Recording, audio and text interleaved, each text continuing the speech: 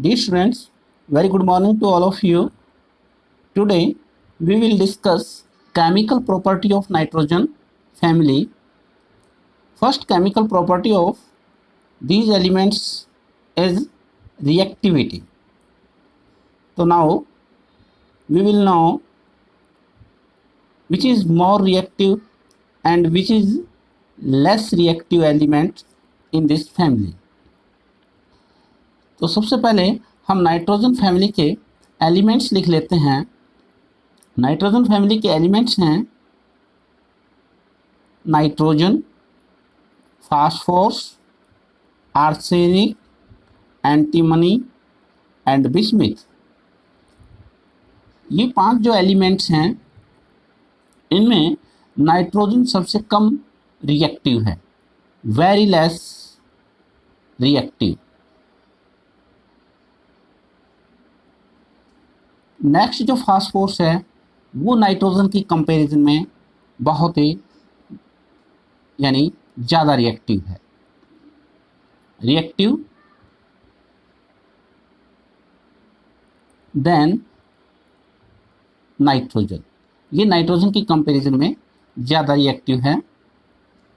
लेकिन फिर जो फास्फोरस से लेकर आर्सेनिक और आर्सेनिक से लेकर एंटीमनी और फिर बिस्मिथ, तो इस प्रकार फिर जब हम we move down the group, जब हम ग्रुप के नीचे की तरफ आते हैं तो इनकी रिएक्टिविटी डिक्रीज होती है।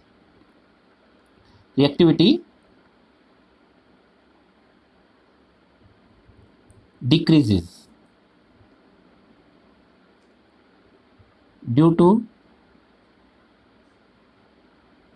Electronegativity decreases. इलेक्ट्रोनेगेटिविटी decreases कब? when we move down the group। तो प्यारे विद्यार्थियों, आइए जो ये बातें हमने अभी पढ़ी हैं उन्हें हम नोट डाउन कर लेते हैं। हमने पहला पॉइंट जो बताया वो बताया कि इनमें नाइट्रोजन सबसे कम रिएक्टिव है। नाइट्रोजन is least reactive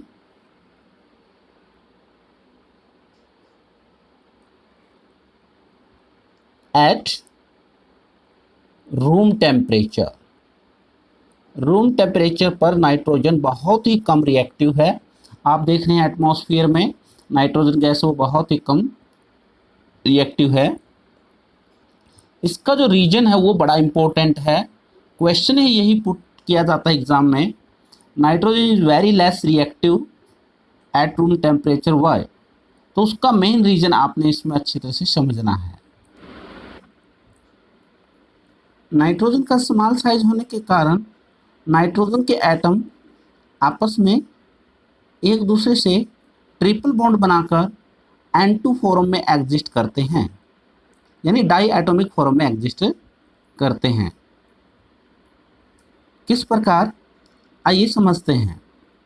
जो इलेक्ट्रॉनिक कॉन्फ़िगरेशन है नाइट्रोजन की वो आप जानते हैं, जिसका एटॉमिक नंबर 7 है, 1s2 2s2 2px1 2py1 and 2pz1।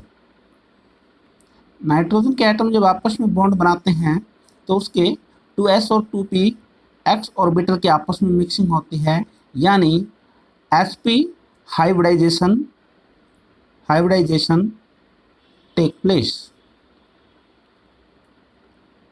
तो आइए समझते हैं किस प्रकार एक दूसरे से बॉन्ड बनाते हैं।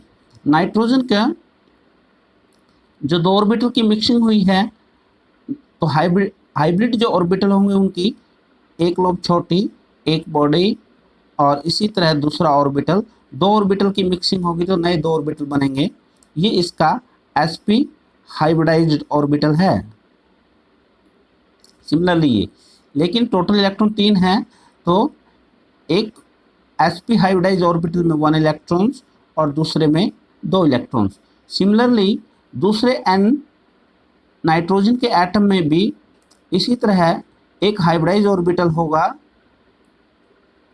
sp जिसमें 1 इलेक्ट्रॉन होगा, दूसरा जो हाइब्रिडाइज्ड ऑर्बिटल है उसमें 2 इलेक्ट्रॉन्स होंगे। तो इस प्रकार दो ऑर्बिटल जो है पी वाई और पी जेड वो अनहाइब्रिडाइज ऑर्बिटल हैं।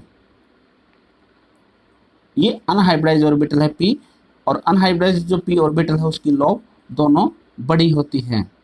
तो इस प्रकार से इसका ये पी वाई और दूसरा जो होगा वो होगा P Z.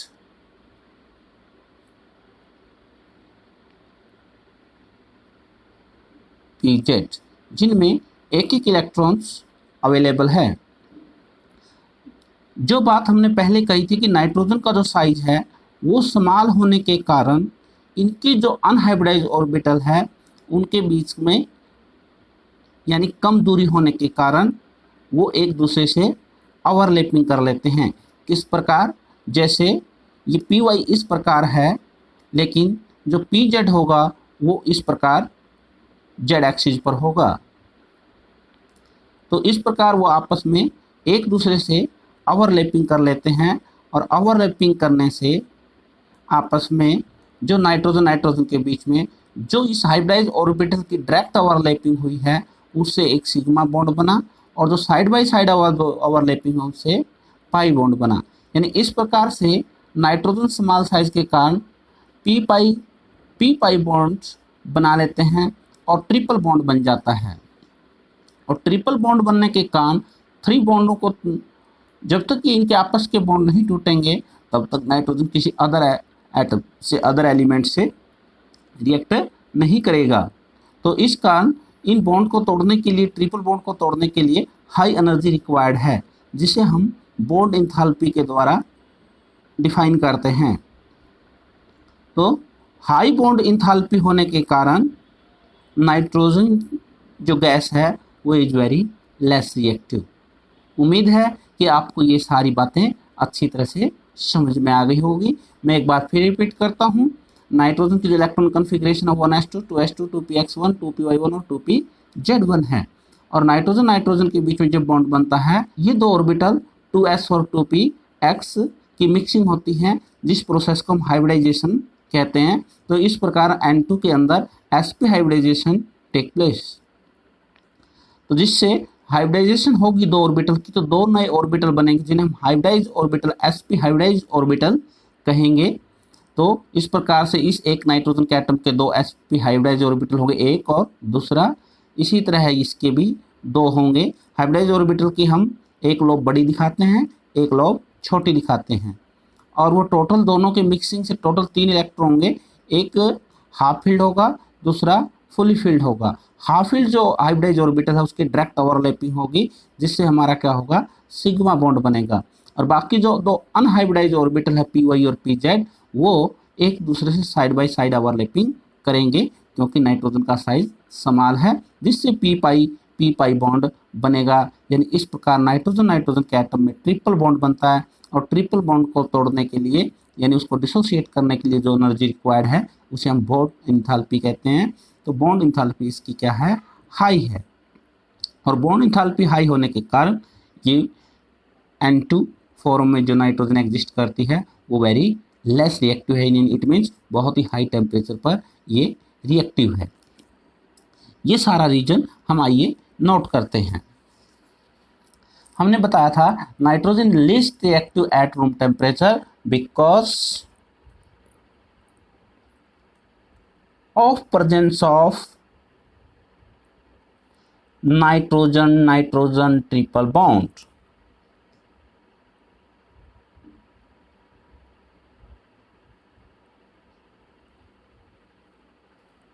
which have very high bond enthalpy.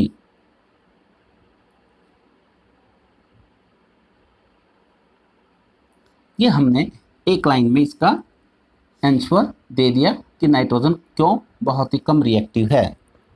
आइए अब हम इस फैमिली के नेक्स्ट एलिमेंट की बात करते हैं, फास्फोरस की। फास्फोरस नाइट्रोजन की कंपैरिजन में हाई रिएक्टिव है, क्योंकि फास्फोरस के बीच में फास्फोरस आपस में ट्रिपल बॉन्ड नहीं बनाता। तो जब फास्फोरस ट्रिपल नहीं सिंगल ही बॉन्ड बनाता है फास्फोरस आपको पता है पी फॉर्म में एग्जिस्ट करता है। Phosphorus exist in P4 form. P4 form में किस प्रकार? नाइट फास्फोरस फास्फोरस के साथ ही सिंगल बॉन्ड्स बनाता है, इस तरह से वो P फॉर्म में एग्जिस्ट करता है। और इन बॉन्डों में 60 डिग्री का जो एंगल होता है उसके कारण इन बॉन्ड में तनाव भी ज़्यादा है, स्ट्रेन भी ज़्यादा है, और तनाव होने के कारण ये बॉन्ड्स इजीली ब्रेकआउट हो जाते हैं। और इजीली ब्रेक होने का मतलब फास्फोरस एटॉमिक फॉर्म में आ जाता है, यानी वो रिएक्टिव है। तो इसलिए फास्फोरस नाइट्रोजन की कंपैरिजन में काफ़ी रिएक्टिव है। लेकिन उसके बाद फिर नीचे आने पर इसकी जो रिएक्टिविटी है वो डिक्रीज होती जाती है, बिकॉज इलेक्ट्रोनेगेटिविटी यानी इलेक्ट्रॉन गेन करने की टेंडेंसी डिक्रीज होती जाती है। आइए ये बातें भी हम नोट कर लेते हैं। As we move down the group,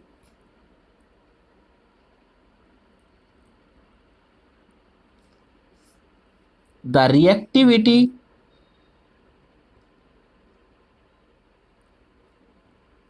decreases from phosphorus to bismuth।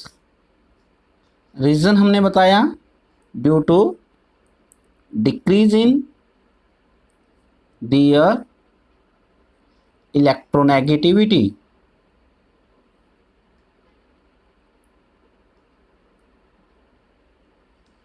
तो इस प्रकार से इस पूरे नाइट्रोजन फैमिली में सबसे ज़्यादा रिएक्टिव है फास्फोरस और सबसे कम रिएक्टिव है नाइट्रोजन। ये बात भी आप नोट कर सकते हैं या आप इसे आसानी से याद रख सकते हैं।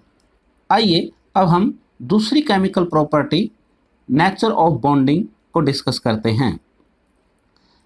इस नाइट्रोजन फैमिली एलिमेंट्स में जो नाइट्रोजन और फास्फोरस है, ये दो एलिमेंट ऐसे हैं जो आयनिक बॉन्ड भी बनाते हैं और कोवैलेंट बॉन्ड बनाने के भी नेचर रखते हैं। नाइट्रोजन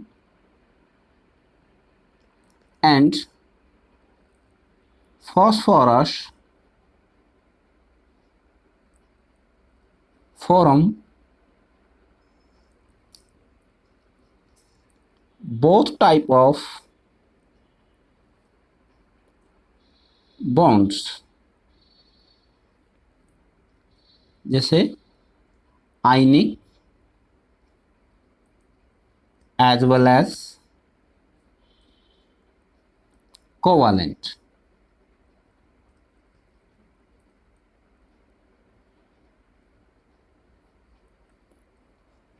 कैसे? आयनिक कब बनाते हैं ये और कोवैलेंट कब बनाते हैं?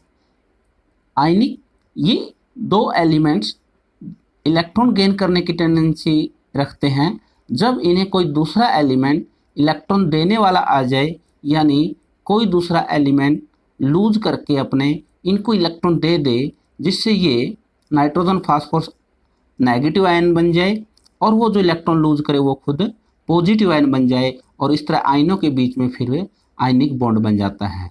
अब आप समझते हैं ये गेन करेंगे तो इन्हें लूज करके देगा कौन?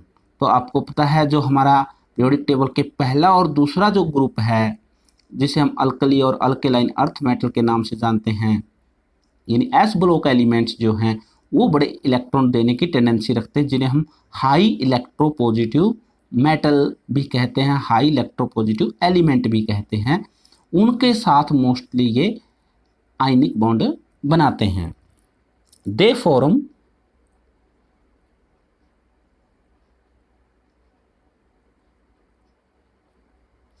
Ionic bond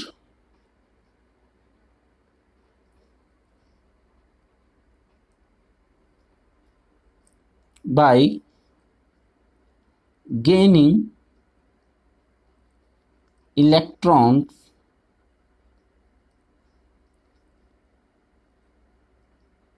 with strong metal।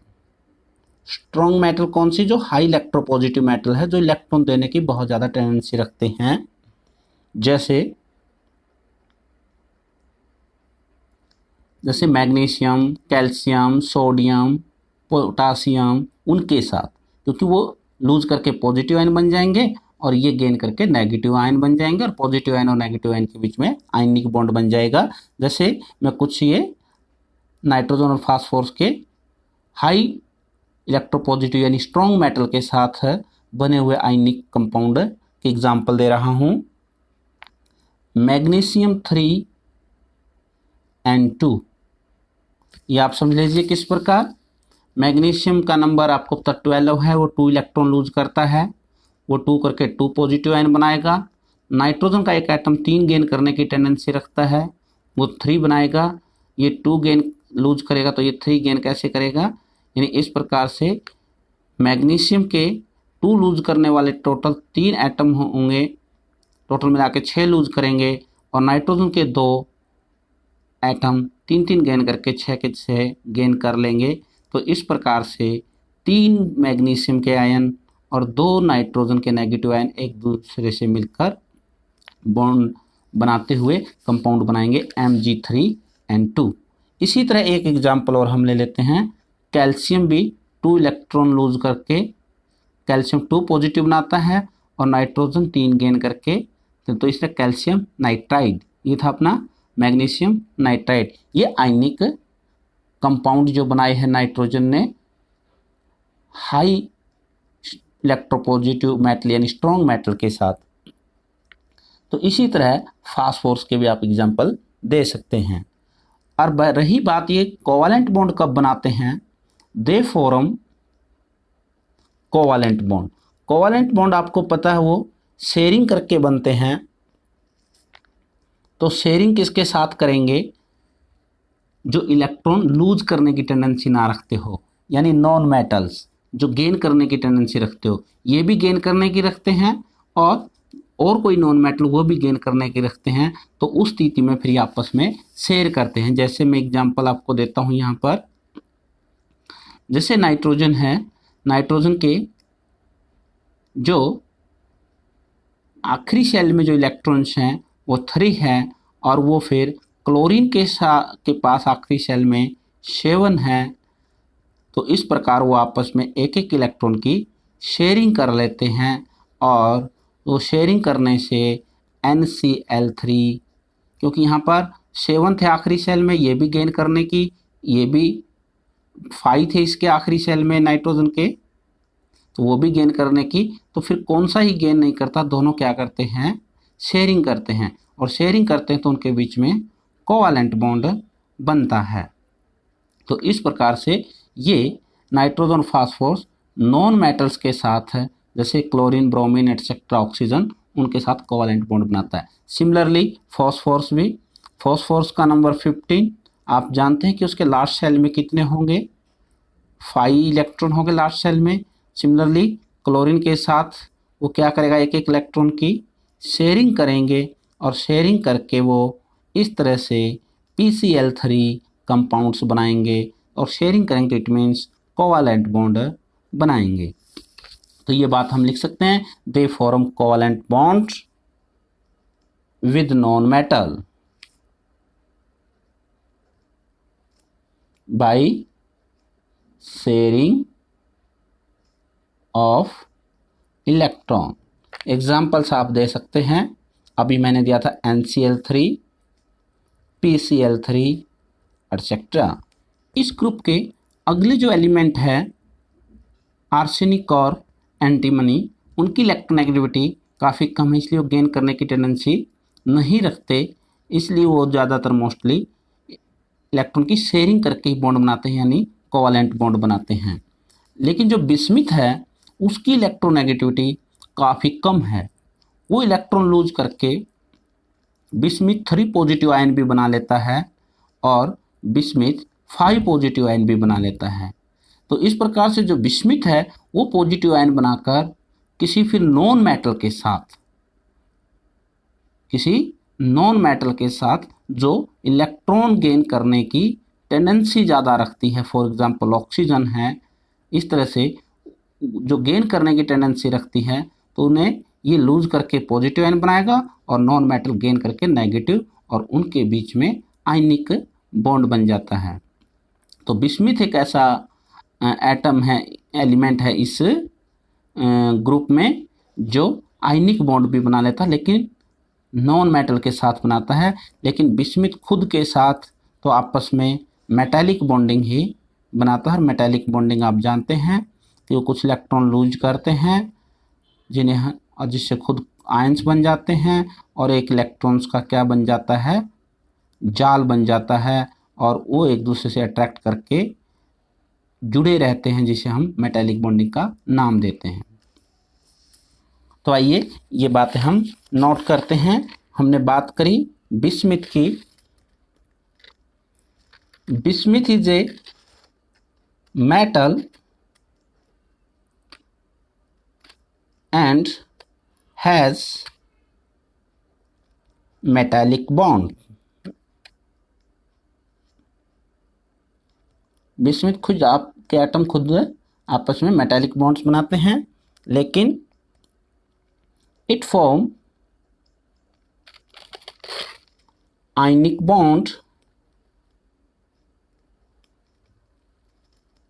With non matter. लेकिन जो नॉन मैटर जो इलेक्ट्रॉन गेन करने की टेंडेंसी रखते हैं, जैसे ऑक्सीजन एक्सेट्रा, उनके साथ फिर ये, क्योंकि इसकी बहुत ही कम इलेक्ट्रॉन, बहुत ही बड़ा साइज होने के कारण इलेक्ट्रॉन लूज करके पॉजिटिव आयन बना लेता है, और ऑक्सीजन जैसे हाई इलेक्ट्रोनेगेटिव एटम वो गेन करके नेगेटिव आयन बना लेते हैं, और उनके बीच में आयनिक बॉन्ड बन जाता है इन लो ऑक्सीडेशन स्टेट। एंड और हाई ऑक्सीडेशन स्टेट में जैसे जब 5 इलेक्ट्रॉन लूज करेगा, तब आपको पता है 5 इलेक्ट्रॉन लूज करवाने के लिए बहुत ही हाई एनर्जी चाहिएगी। तो इस स्थिति में ये 5 इलेक्ट्रॉन इजीली लूज नहीं कर पाता, तो जिसके कारण फिर ये क्या करता है, उनके साथ इलेक्ट्रॉन की शेयरिंग करके बॉन्ड बनाता है +5 ऑक्सीडेशन स्टेट में। तो हाई ऑक्सीडेशन स्टेट में वो शेयरिंग करके बॉन्ड बनाता है, यानी वो कोवैलेंट बॉन्ड बनाता है। तो आपको मुख्यतः यही बात याद रखनी है कि बिस्मिथ जो है वो नॉन मेटल्स के साथ लो ऑक्सीडेशन स्टेट में तो आयनिक बॉन्ड बनाता है, and form covalent bond in high oxidation state. आइए नेचर ऑफ बॉन्डिंग के रिगार्डिंग हम कुछ पॉइंट और समझते हैं। फास्फोरस जो एलिमेंट है इस ग्रुप का, वो आपस में तो पाई पाई बॉन्ड नहीं बना पाता, क्योंकि उसका साइज लार्जर है than as compare to nitrogen. लेकिन जो फास्फोरस है कुछ अदर स्मॉल एलिमेंट्स के साथ, फॉर एग्जांपल ऑक्सीजन के साथ, वो पाई बॉन्ड बना लेता है। कैसे, आइए समझते हैं। फॉर एग्जांपल मैं यहाँ ले रहा हूँ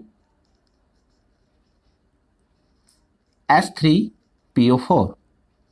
ये आपका फॉस्फोरिक एसिड कंपाउंड का एग्जाम्पल है। इसमें जो फास्फोरस हैं उसमें फास्फोरस ने जो 3 बॉन्ड्स हैं वो सिग्मा बॉन्ड्स और एक ऑक्सीजन के साथ सिंगल बॉन्ड और एक पाई बॉन्ड बनाया हुआ है। इनमें से एक पाई बॉन्ड है। इस किस प्रकार ये बनाया, इसे हम समझते हैं कि कैसा बॉन्ड वो पाई बॉन्ड बनाया है। इलेक्ट्रॉनिक कॉन्फ़िगरेशन जो है फास्फोरस की ग्राउंड स्टेट में,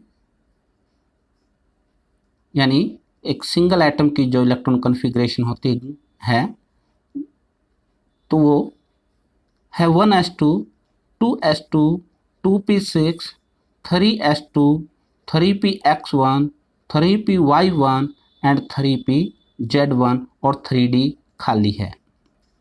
लेकिन जब ये फास्फोरस का एटम जब बॉन्डिंग बनाएगा, यानी उसके सराउंडिंग में अदर एलिमेंट आएंगे, तब इसके ऑर्बिटल्स की यानी इनके इलेक्ट्रॉन्स की एनर्जी कुछ रिपल्सन के कारण हाई हो जाती है, जिससे उसके कुछ इलेक्ट्रॉन्स हाइयर एनर्जी के में जंप कर जाते हैं।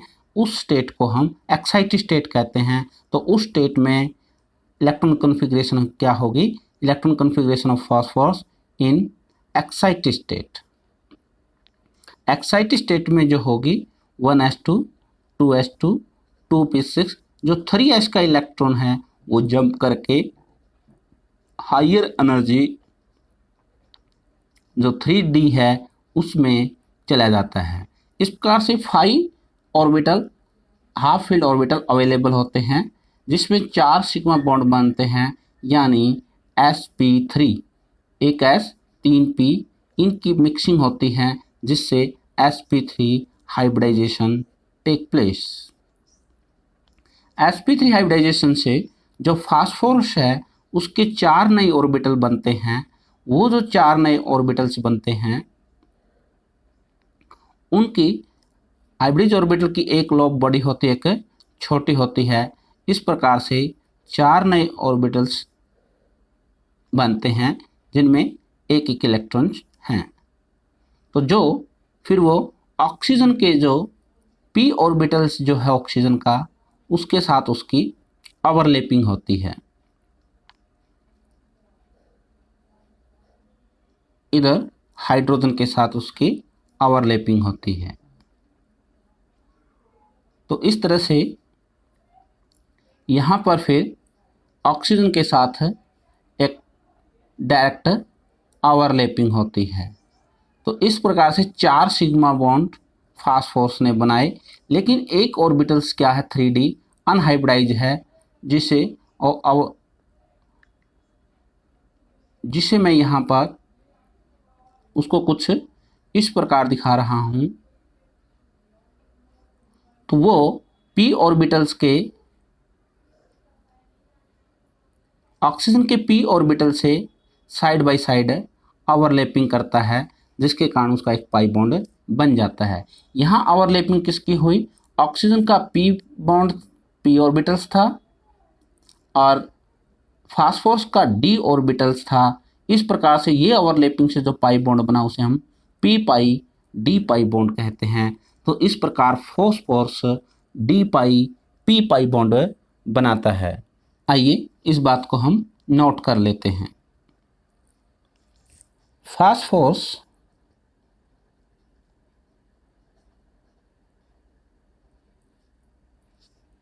Can form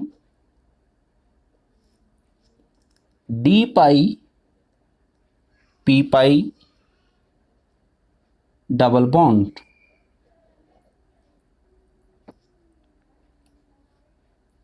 for example S3PO4, जो अभी हमने उसका स्ट्रक्चर समझा था।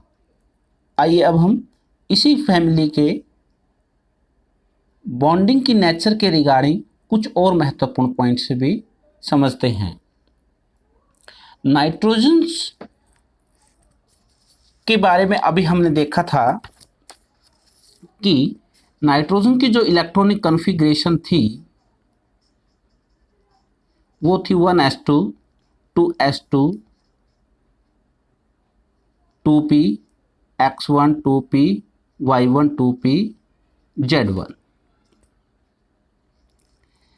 इसमें आपने देखा कि सेकेंड सेल में कोई d ऑर्बिटल नहीं होता, तो यानी यहाँ पर d ऑर्बिटल अवेलेबल नहीं है, यानी हम लिख सकते हैं d orbital is not present.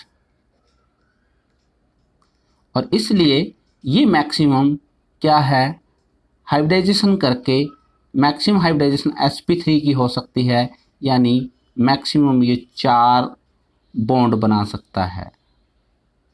Nitrogen can form 4 bond. कितने बॉन्ड बना सकता है? मैक्सिमम 4। तो इस प्रकार नाइट्रोजन की जो मैक्सिमम वैलेंसी है वो 4 है, उससे ज़्यादा नहीं हो सकती क्योंकि उसके अंदर कोई d ऑर्बिटल प्रेजेंट नहीं है। लेकिन वहीं पर अभी हमने एग्जांपल लिया था कि जो फॉस्फोरस है उसकी इलेक्ट्रॉन कॉन्फ़िगरेशन है 1s2 2s2 2p6 3s2 3p3, यानी 3px1 3py1 3pz1। लेकिन इसके पास 3d एम्प्टी ऑर्बिटल है, और 3d एम्प्टी ऑर्बिटल है तो एक्साइटेड स्टेट में इसकी इलेक्ट्रॉन कॉन्फ़िगरेशन इसका एक इलेक्ट्रॉन्स वो कहाँ चला जाएगा, वो जंप करके डी में चला जाएगा, जिसके कारण 5 ऑर्बिटल अवेलेबल हो जाएंगे। और 5 ऑर्बिटल अवेलेबल होने के कारण ये क्या है, it can form 5 covalent bond, 5 covalent bond बना सकता है। यहाँ तक भी डी के और भी ऑर्बिटल खाली पड़े हैं, जैसे dxy था dyz, तो ये एम्प्टी ऑर्बिटल होने के कारण ये किसी से एक पेयर को गेन भी कर सकता है। और आपको पता है पूरा पेयर गेन करके अगर बॉन्ड बनता है उसको हम कौन सा बॉन्ड बोलते हैं, कोऑर्डिनेट बॉन्ड, कोऑर्डिनेट बॉन्ड। तो ये कोऑर्डिनेट बॉन्ड बना के छठा बॉन्ड भी बना सकता है। टोटल फास्फोरस 6 बॉन्ड तक बना सकता है, लेकिन नाइट्रोजन मैक्सिमम 4 बॉन्ड ही बना सकता है। तो ये बॉन्डिंग के रिगार्डिंग हमने ये भी एक बड़ा महत्वपूर्ण पॉइंट समझा है, इसे भी हम नोट करते हैं। Nitrogen has maximum covalency, covalency means covalent bond बनाने की जो मैक्सिमम कैपेसिटी है, for in which 3 single covalent bonds are formed। जो मैक्सिमम 4 उनमें से 3 ही कोवैलेंट बॉन्ड बनते हैं, लेकिन जो चौथा बॉन्ड बनता है वो कोऑर्डिनेट बॉन्ड बनता है। And fourth bond is coordinate bond.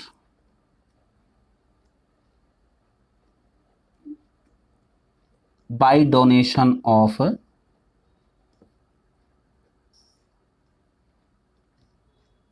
It's lone pair. और इसका एग्जाम्पल्स है NH4Cl। आइए समझ लेते हैं। अभी मैंने बताया था कि नाइट्रोजन की जो इलेक्ट्रॉन कन्फिग्रेशन है 1s2 2s2 2px1 2py1 2pz1, इनकी अगर मिक्सिंग होगी तो sp3 हाइब्रिडाइजेशन होगी, और जो मिक्सिंग तो 4 नए ऑर्बिटल बनेंगे। जब लेकिन जो 4 नए ऑर्बिटल बनेंगे उनमें 3 में तो एक एक होंगे, यानी हाफ ऑर्बिटल जो होंगे तो वो 3 होंगे, तो इसलिए हाफ फील्ड ऑर्बिटल की ओवरलैपिंग से कोवैलेंट बॉन्ड बनता है। तो 3 ही कोवैलेंट बॉन्ड बन सकते हैं। जो फोर्थ बॉन्ड बनेगा उसमें पूरा पेयर है, वो पूरा का पूरा पेयर किसी को देगा, जिससे कोऑर्डिनेट बॉन्ड बनेगा। तो इसलिए चौथा जो बॉन्ड है वो कोऑर्डिनेट बॉन्ड बन सकता है, जिसका एग्जाम्पल अभी हमने बात की थी NH4Cl। इसे हम समझते हैं। नाइट्रोजन जो है उसकी मिक्सिंग होने से 4 नए ऑर्बिटल्स बनेंगे टेट्राहेड्रल शेप में। तो उसके पास अभी है देखा था हमने 4 नए बनने से फिर 3 में तो इलेक्ट्रॉन्स एक एक होगा और एक में पेयर होगा, तो 3 हाइड्रोजन एटम तो एक एक की शेयरिंग करके कोवैलेंट बॉन्ड बनाएंगे। लेकिन जो एक हाइड्रोजन का एटम जो H वो इस पूरे पेयर को लेकर बॉन्ड बनाएगा, जिससे इसके ऊपर नाइट्रोजन के ऊपर पॉजिटिव चार्ज और फिर क्लोरीन के ऊपर गेन करके नेगेटिव क्लोजली अटैच रहेगा। तो इस प्रकार से नाइट्रोजन मैक्सिमम 4 बॉन्ड बना सकता है, जिसमें 3 कोवैलेंट और एक कोऑर्डिनेट बॉन्ड, जिसे हमें नोट कर लिया है। लेकिन जो अदर एलिमेंट है, जैसे the other element like phosphorus and arsenic, ये जो एलिमेंट्स हैं ये अपनी कोवैलेंसी यानी कोवैलेंट बॉन्ड बनाने के वैलेंसी को एक्सटेंड कर सकते हैं, कैन एक्सटेंड बढ़ा सकते हैं देयर कोवैलेंसी। कहाँ तक? अप टू 5 तक। किस वजह से? Due to presence of vacant D orbital.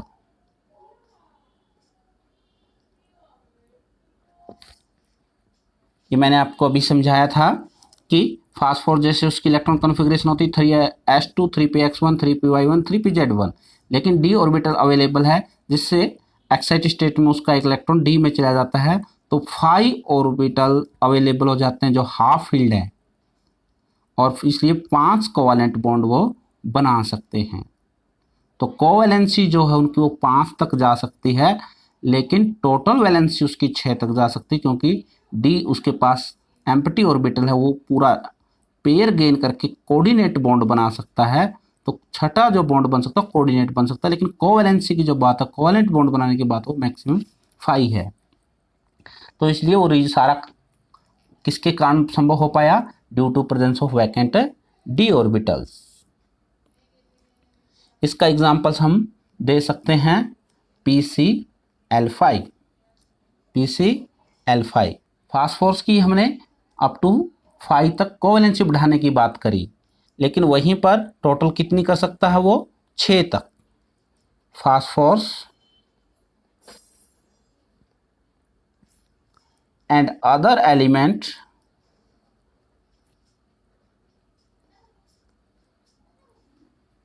Have maximum, जहां नाइट्रोजन की मैक्सिमम 4 थी, 3 कोवैलेंट बॉन्ड और 4th कोऑर्डिनेट बॉन्ड, लेकिन इसकी जो मैक्सिमम जो कोवैलेंसी है वो, यानी बॉन्ड बनाने की जो वैलेंसी, वो 6 है इस ग्रुप के बाकी एलिमेंट्स की। और 6 कैसे है? 5 तो कोवैलेंट बॉन्ड और 6th coordinate bond. It can form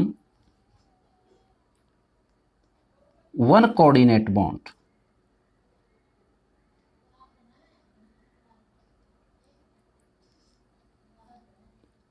by gaining a pair of electron in vacant d orbital। ये बात अभी हमने समझी थी कि उसके पास वैकेंट डी ऑर्बिटल अवेलेबल होता है, उसमें वो पेयर गेन करके कोऑर्डिनेट बॉन्ड भी बना सकता है।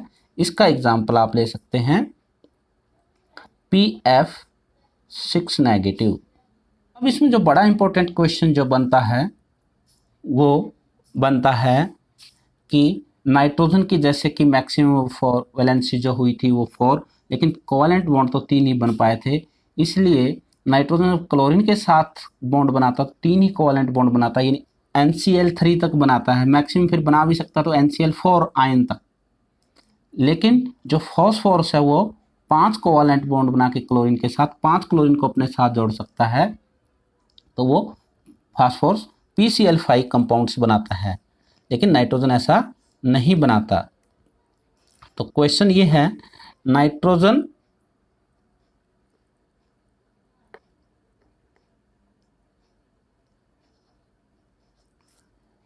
Can not form NCl5 whereas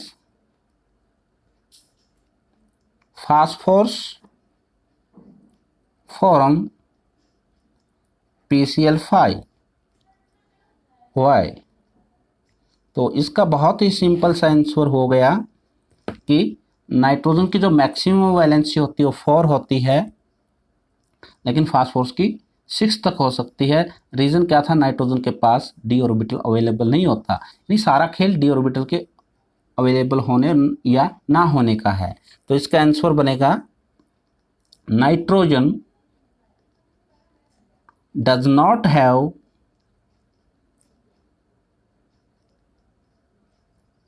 vacant d orbital,